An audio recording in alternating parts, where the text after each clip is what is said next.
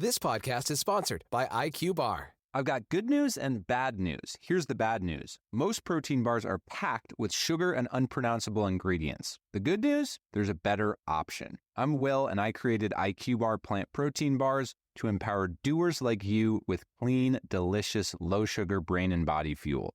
IQ Bars are packed with 12 grams of protein, brain nutrients like magnesium and lion's mane, and zero weird stuff. And right now, you can get 20% off all IQ Bar products, plus free shipping. Try our delicious IQ Bar sampler pack with 7 plant protein bars, 4 hydration mixes, and 4 enhanced coffee sticks. Clean ingredients, amazing taste, and you'll love how you feel. Refuel smarter, hydrate harder, caffeinate larger with IQ Bar. Go to eatiqbar.com and enter code BAR20 to get 20% off all IQ Bar products, plus free shipping. Again, go to eatiqbar.com and enter code BAR20. Finding great candidates to hire can be like, well, trying to find a needle in a haystack. Sure, you can post your job to some job board, but then all you can do is hope the right person comes along. Which is why you should try ZipRecruiter for free at ZipRecruiter.com/zip. ZipRecruiter doesn't depend on candidates finding you. It finds them for you. Its powerful technology identifies people with the right experience and actively invites them to apply to your job. You get qualified candidates fast. So while other companies might deliver a lot of hay, ZipRecruiter finds you what you're looking for. The needle in the haystack. See why 4 out of 5 employers who post a job on ZipRecruiter get a quality candidate within the first day. ZipRecruiter, the smartest way to hire. And right now, you can try ZipRecruiter for free. That's right, free at ZipRecruiter.com/zip. That's ZipRecruiter.com/zip. ZipRecruiter.com/zip. You're locked on to Scotty G and the coach, Tim LaComb. Presented by Mountain Land Supply on 97.5, the KSL Sports Zone. The difference. And we're off. My goodness, I've already disturbed the guy in the cage. It took 1 hour. 1 hour for you to get under Lloyd's skin. I love it, man. I didn't even know I did. He said, hey, can you send me a number? I sent it, and it just wasn't in the format. No, it doesn't. There's a specific format. It's very cool. iPhone has this thing that says share contact. Yeah, and you share contact. But if I have you up right there and I just go 801. Because he has it in his mind. It's hard to go back into contacts. See this thing right here? I've got the map in my brain. This thing's a steel trap, bro, except for where I left my wallet. Because I went to the bathroom right before the show. I was a tad bit nervous and walked past the cleaning lady as I walked out of the bathroom and walked down the hall and saw PK for a second. And I was like, oh, I left some stuff. Yeah. Run down, cleaning lady's got the wallet, the packet, the whole thing. Like, you left it? I know. My wife has to do that for me all the time. I have air tags attached to everything now. My keys, wallet. I need to do that. Because I'm right there with you. And the only thing I need to... Need it on your Stanley. Need it on my old Mormon housewife standard mug, too. I need to get a leave mug. that thing lying I need around. to be in the club. One quick story about, losing something. Back in the day when Dick Hunsaker was the coach at Utah Valley. Oh, yeah. And a former Aggie, actually, Curtis Condi, a buddy of ours. I love Curtis, yeah. Was his assistant. And stuff gets crazy on the sideline during games. I mean, it's like a war zone down there. And you can't take anything personal because, Lloyd would be in his heyday down there because he'd just be cussing and then you'd forget about it. But he looked at Curtis in a crucial moment and he said, Curtis, you've got one blanking job. Find my glasses. And Curtis is looking at him, and he doesn't know how to tell him, but he's got them up on his head. So he said, Coach, they're on your head. Right there. Okay. Sometimes that's what you got to do as an assistant, something that simple to help a coach. Well, joining us now, longtime head coach at BYU, Dave Rose, kind enough to carve out some time for us. Coach, how you doing? I'm doing really well, thank you. Not as well as Tim, but I'm doing really well today. It's a good day today, Coach. Yeah, it is a good day, and I'm really happy for you, big fella. I can remember those days driving in the middle of nowhere on our way to recruit kids or watch games in the summer. That you talked about someday wanting to have your own radio show. I thought you were kind of crazy, but you already knew that. Yeah. So I'm happy. I'm happy for you. Good luck to you. Well, he's killed it, and it was fun catching up with you. Coach called me, and he was like, you know what? I'm not even going to tell you who you need to hire. I'm going to tell you who to hire. And so Coach took over the hiring, but it was great catching up with you. It's interesting when you look back on your coaching era and the coaching run and some of the teams you and Tim had together. What are some of the moments you go back to and that you think about when you're sitting back and remembering the good old days?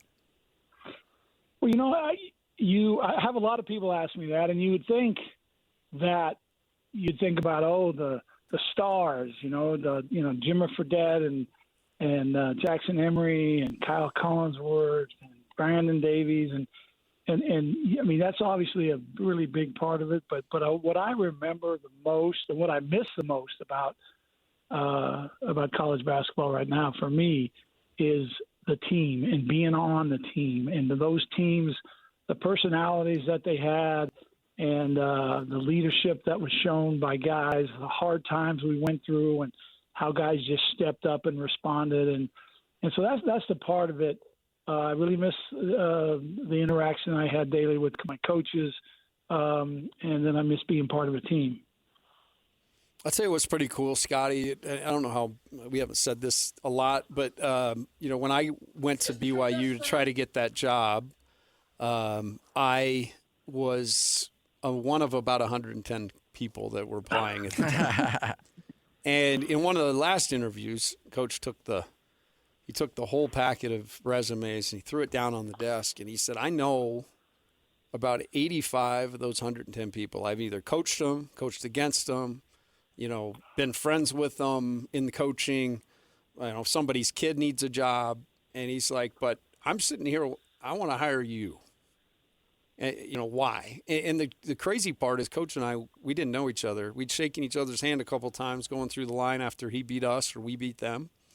But it was pretty much strangers sitting across the desk. And after 12 years, I can honestly say, and what's one of the best things ever about what happened to me at BYU is I gained almost like a best friend in my boss. And we had a unique relationship because, there are times where he'd have to chew my butt and I'd have to take it. And I was just. When you thought I was an idiot and I had to take that. Right, yeah. I mean, but. You never told me that, but I know. I know when you thought I was wacko. But the bottom line is, to me, that's that's the best thing that came out of my coaching is the relationships. And, to be able the last 5-6 years to just, Coach and I have talked just about every week. We stayed in touch, and those are the things you miss when you get out of coaching. You forget that, your only job is to go do that. So it almost becomes a part of you. And when it goes, and all those people go from your life, it's pretty tough. And so we've helped each other through that. When the team's winning and the team's on a roll and everything looks good from the outside, that's when I kind of miss the actual, well, that'd be pretty cool to go coach. These guys are pretty good, and they're beating everybody. But the work that goes behind just to get to that game, and to make that one game actually competitive on your side. That what goes into it. I mean, there's so much, and not just the preparation for the other team, but the preparation for your team, and then the personalities of your team, trying to keep them alive and keep them positive and keep them hungry, and all the things that goes through a coach's mind to make your team to be pretty elite and to win more than you lose. And I was pretty lucky. I had great players, and I had really, really, really good coaches that helped me through this thing, and that's the reason I had a lot of fun. Did you ever think there would be a day and age where BYU would be the home of several one-and-dones? Yeah, now that's a little different. People ask me about BYU basketball now and what I think will happen next, or what about this game, and I have no idea, because that's not the game that I actually coached for the 20 plus years as an assistant and a head coach there. This is totally different. I think that they've got the best guy in the world to actually manage it. They've got a guy who came up into professional ranks who understands players, being paid and how to motivate them and how to get the best out of them.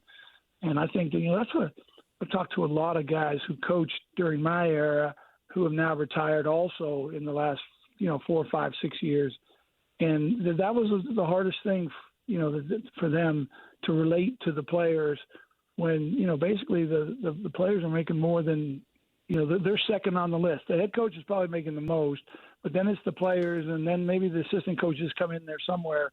But that's a whole different dynamic of you trying to deal with the personnel issues on your team. And I'm really happy for the players. The players should have been paid years and years ago. I feel bad for, like guys like Jimmer and Jackson and, that group, Brandon, those guys who, really built the name brand of BYU basketball, to attract the group of people that come now.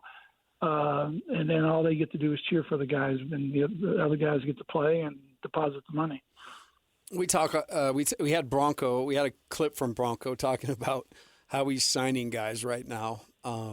And basically over a 2-week window, he had 40 players come on 24-hour visits, and they signed 31 of them. Oh, my gosh. I mean, can you imagine? Because, dude, what goes into one freaking visit. You remember how those things used to tear us up. Yeah. But, Bronco was always a different guy. Bronco was that guy. I mean, he was as good mentally as a coach of anybody that I'd ever been around. And the times that, Cheryl and I would go to dinner with Bronco and Holly after the seasons were over, and we'd try to get away and to just kind of relate a little bit to each other.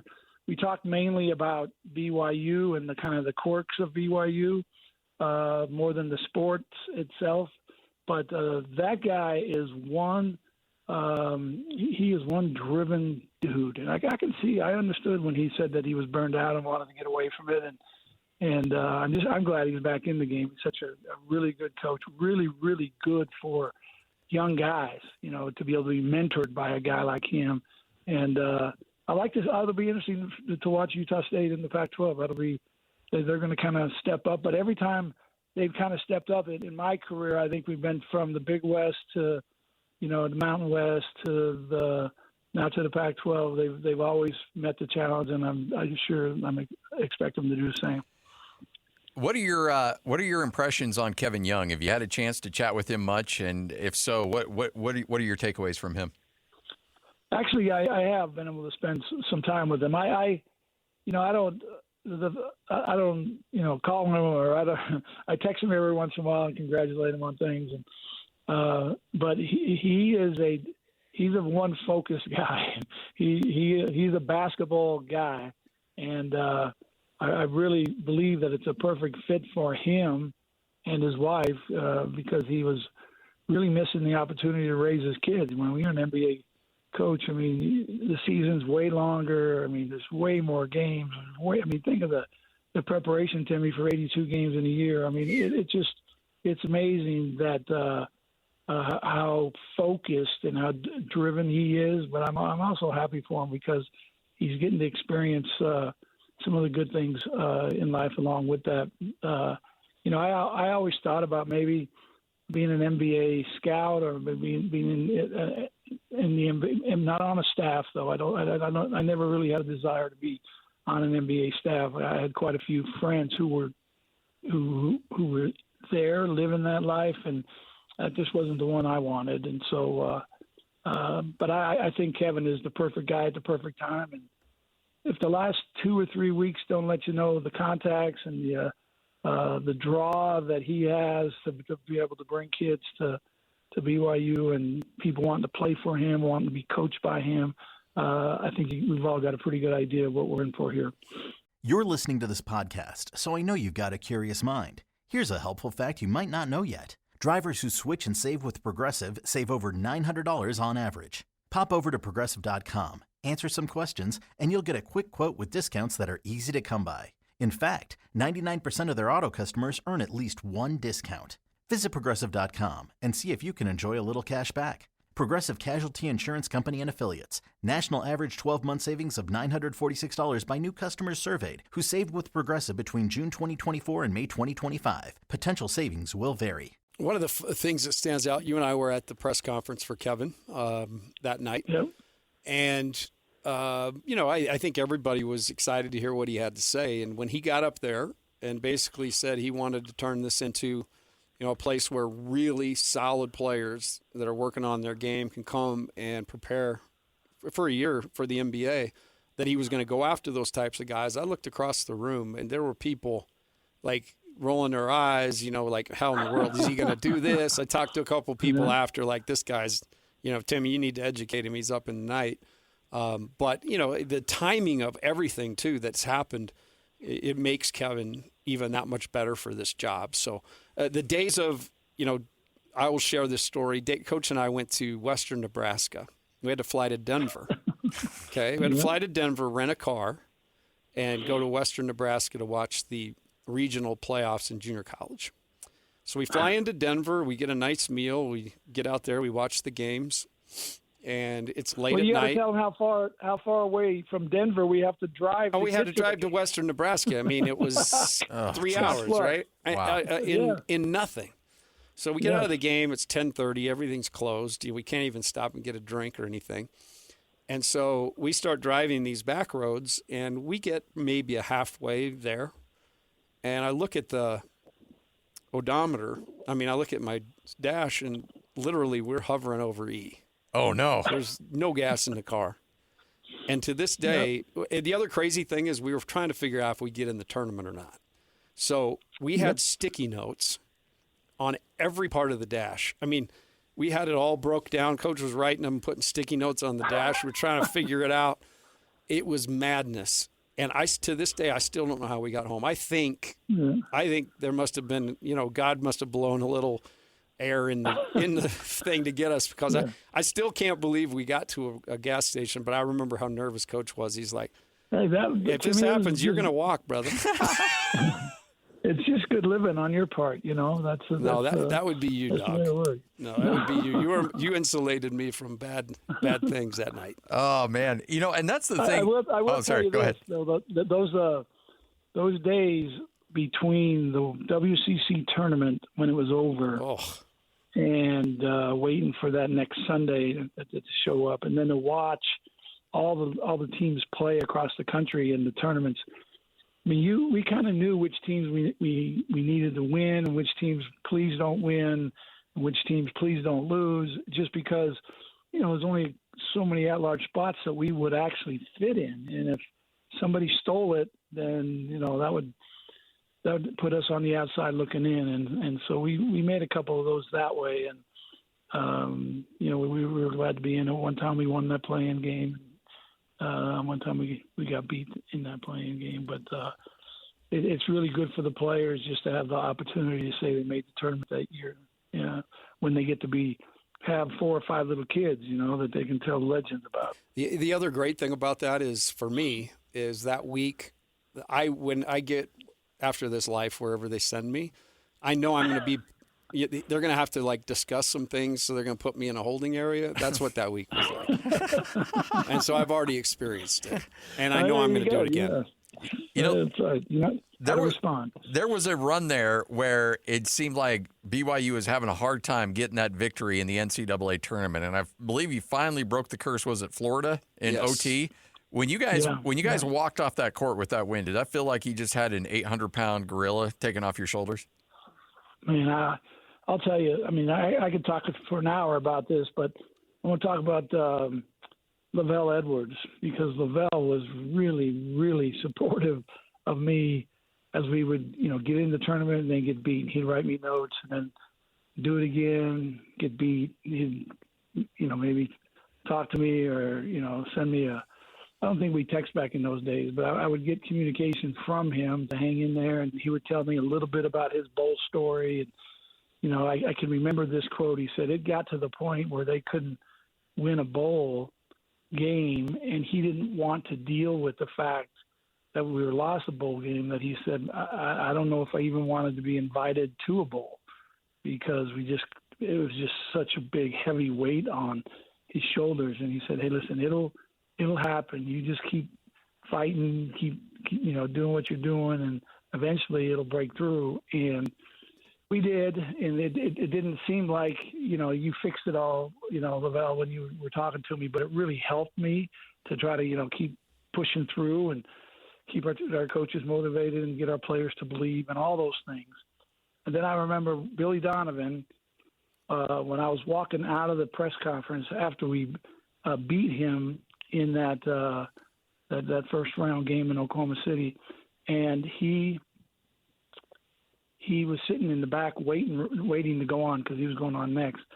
And I walk off the stage there in the back behind the curtain and whatever, and he walks over to him and he goes, "Dave, I had no idea. That's what you were fighting. And I hate to lose, and it was a great game, and congratulations, but I'm really happy for you. I'm really happy for you to get that thing, and good luck the rest of the way." And those are little things that I'll remember forever, because those are guys that I know how bad he wanted to win that game, and I know how tough it'll be on him to lose that game and have to go on that stage and then answer everything that's coming from everywhere. And that, when you go to that place, you're answering questions from not just that game, but the whole season. I mean, there's guys in there who have just been waiting, to give you this question or that question or bring that topic up or this.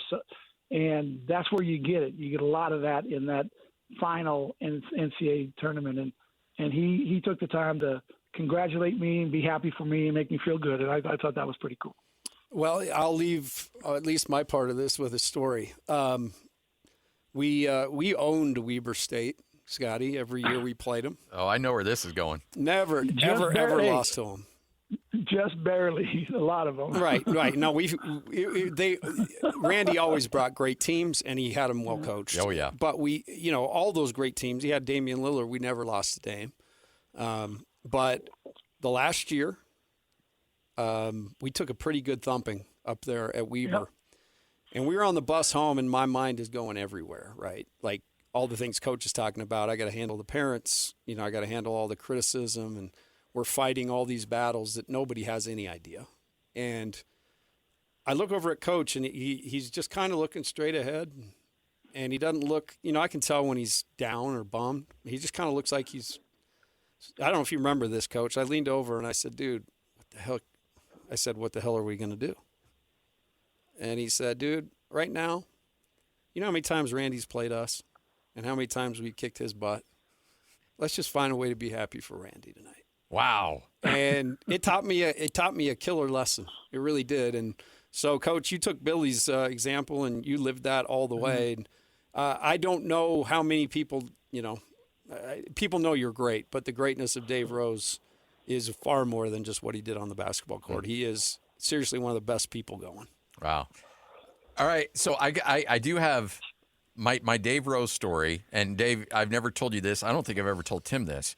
But I got off an LDS mission and immediately went to Utah State. And I worked at this radio station before my mission, and they immediately hired me back, and they said, "Hey, go up and cover this BYU Utah State game." And Steve Cleveland was the coach, and Dave, you were on that staff, and it was after that 1 in 25 year.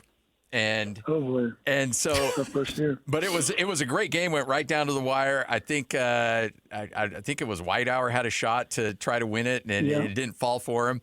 But they said go and sit in on the conversation with Coach Cleveland afterwards. Well, I had just showed up, and so I was looking at the coach that was getting the most adamant on the sideline.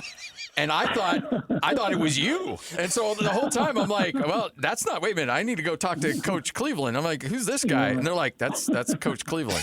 I'm like, oh, okay. See, I heard those younger Rose stories. Yeah. I never got to experience the young, like crazy Dave Rose, but I heard a lot of stories.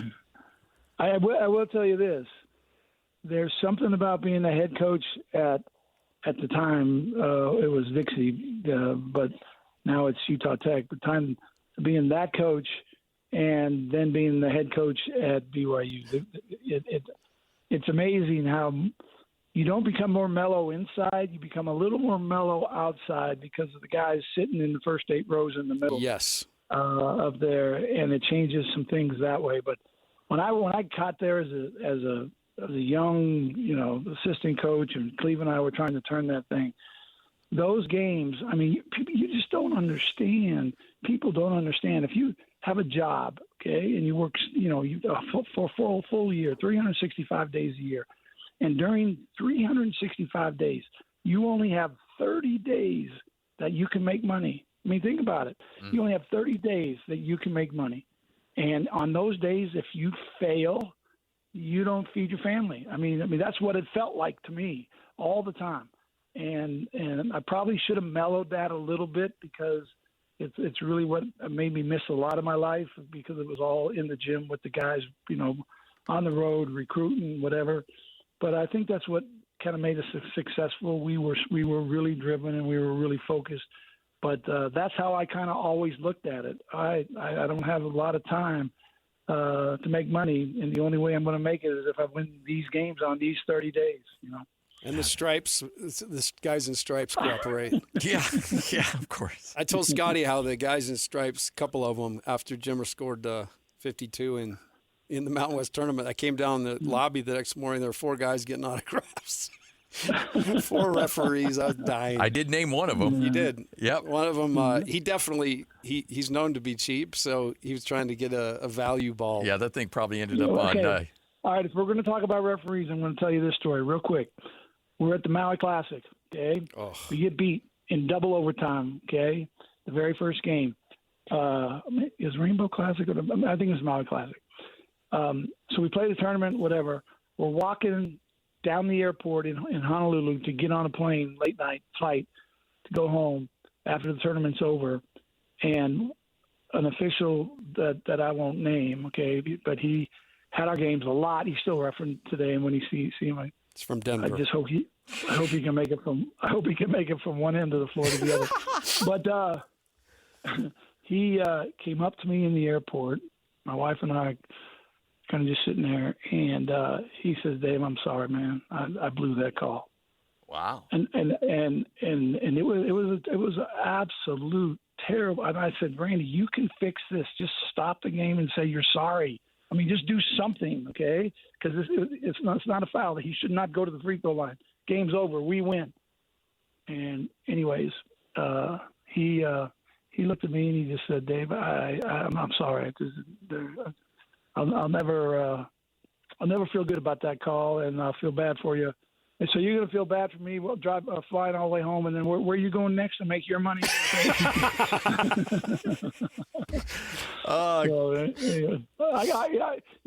I should put topics out there. Referees, road trips. Oh yeah, absolutely. Hey, we're going to use you up. Don't you worry about that.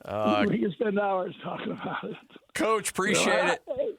I'm so proud of you, Tim. I'm happy for you, and I wish you the very best, my friend. Sure love you, man. Thanks. Good, buddy. See you, man. About as good of a human being as you'll ever find. Dave Rose right here on 97.5, the KSL Sports Zone. It was such an awesome experience. I mean, I had so many different experiences. I worked for Rick, and I worked for Ray, and they were distinctly different. And then Ray and Dave were so different, but all in a good way, and I just value so much. It was a 12-year education on just how to be a good person. 97.5, the KSL Sports Zone, 11:30. Hey, we still have the good, the bad, and the ugly. We'll do it next right here on The Zone.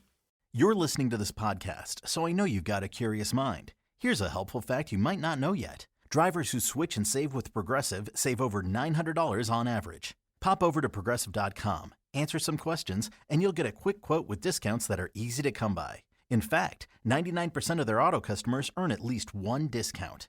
Visit Progressive.com and see if you can enjoy a little cash back. Progressive Casualty Insurance Company and Affiliates. National average 12-month savings of $946 by new customers surveyed who saved with Progressive between June 2024 and May 2025. Potential savings will vary.